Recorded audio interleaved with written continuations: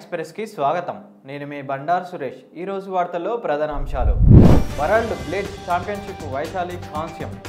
World blade championship మహిళల విభాగంలో భారత్కు చెందిన ఆర్ వైశాలి కాంస్యం సొంతం చేసుకుంది. నూతన సంవత్సరం వేళ ఆలయాలకు పోటెత్తిన భక్తులు. నూతన సంవత్సరం సందర్భంగా తెలుగు రాష్ట్రాలలోనే పలు ఆలయాలకు భక్తులు బారులు తీరారు. ఏడాదంతా సుఖ సంతోషాలతో ఉండాలని ప్రత్యేక పూజలు చేశారు. విజయ గీతికగా తెలంగాణ ప్రస్థానం ఉండాలి. సీఎం రేవంత్ రెడ్డి. తెలంగాణ సీఎం రేవంత్ రెడ్డి రాష్ట్ర ప్రజలకు నూతన సంవత్సర శుభాకాంక్షలు తెలిపారు.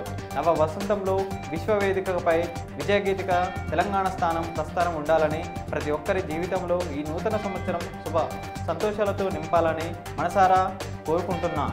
అందరికీ నూతన సంవత్సర శుభాకాంక్షలని రేవంత్ రెడ్డి తెలిపారు. నూతన సంవత్సర వేడుకలు. హైదరాబాద్లో భారీగా డ్రంక్ అండ్ డ్రైవ్ కేసులు. నూతన సంవత్సర వేడుకల నేపథ్యంలో మంగళవారం భారీగా డ్రంక్ అండ్ డ్రైవ్ కేసులు నమోదయ్యాయి. హైదరాబాద్ కమిషనరేట్ పరిధిలో 1184 కేసులు నమోదు కాగా, రాచకొండ కమిషనరేట్ పరిధిలో 619 డ్రంక్ అండ్ డ్రైవ్ కేసులు నమోదయ్యాయి.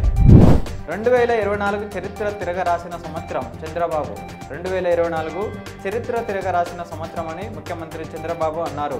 గత 5 ఏళ్లు ప్రజలు పడిన ఇబ్బందులకు విముక్తి కలిగిందన్నారు. గత 5 ఏళ్లు మీడియా కూడా ఇబ్బంది పడిందన్నారు. కూటమి ప్రభుత్వం వచ్చాక అందరికీ భవిష్యత్తుపై భరోసా వచ్చిందన్నారు. భారతీయులకు చైనా గుడ్ న్యూస్. భారతీయులకు మరో ఏడాది పాటు వీసా ఫీజులు తగ్గింపు కొనసాగుతుందని చైనా రాయబార కార్యాలయం ప్రకటించింది.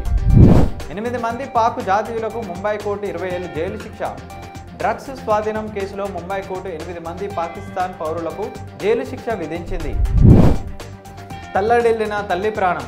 తల్లి ప్రేమ మనుషులకే కాదు మూగజీవులకు ఉంటుందని నిరూపితమైన ఘటన మంచిర్యాల జిల్లా మందమర్రిలో మంగళవారం రాత్రి చోటు చేసుకుంది. స్థానిక మార్కెట్ ఏరియా బస్టాండ్లో నుంచి ఆర్టీసీ బస్సును వెనక్కి తీసుకుంటుండగా నెలల వయసున్న లేగదూడ దాని చక్రాల కింద పడి మృతి చెందింది. దీంతో అక్కడే ఉన్న తల్లి ఆవు లేగదూడ చుట్టూ తిరగడం ప్రారంభించింది. సంక్రాంతికి 6432 ప్రత్యేక బస్సులు. సంక్రాంతి రద్దీని దృష్టిలో పెట్టుకొని 6432 ప్రత్యేక బస్సులు నడిపించనున్నట్లు ఆర్టీసీ మంగళవారం ఓ ప్రకటనలో తెలిపింది.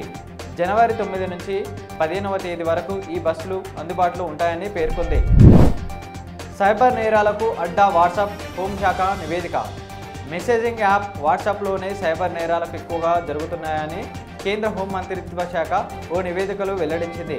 వాట్సాప్ వేదిక స్కామర్లు ఎక్కువగా ఆన్లైన్ మోసాలకు పాల్పడుతున్నారని ఓ మంత్రిత్వ శాఖ పేర్కొంది. ఇంతటితో ఈ వార్తలు సమాప్తం. మరిన్ని అప్డేట్ వార్తల కోసం వర్తమాన ఛానల్ని సబ్స్క్రైబ్ చేసుకోండి. మీ అభిప్రాయాలని కామెంట్ రూపంలో తెలియజేయండి. Thank you.